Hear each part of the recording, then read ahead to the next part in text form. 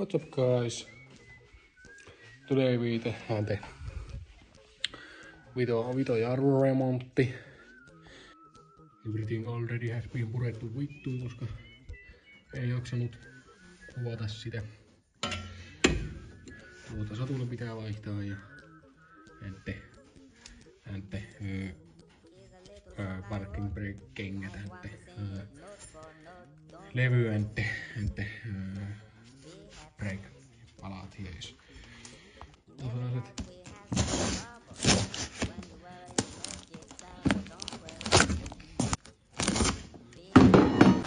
Yes, very much. Paperi. This is the jarrukengät. Täällä on vissiin palat. Vittu, mä avaan ne sitten myöhemmin ja tossa teen levyt kanssa kummallakin puolella. So, the worst order of business. This is the perseestä, koska this Josie has to go here. Goes like this. And please, mä käännän mennä tonne reikään ja toiselta puolelta ottaa kiinni. Nautajouset paikallaan täällä kummatkin.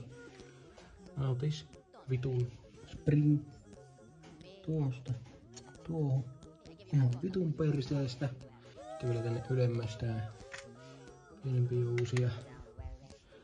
Tää tuohon väliin tuohon. So the vänkärin puoli is now valmis. Ja nyt minä aloitin tämän drivers puolenkin ja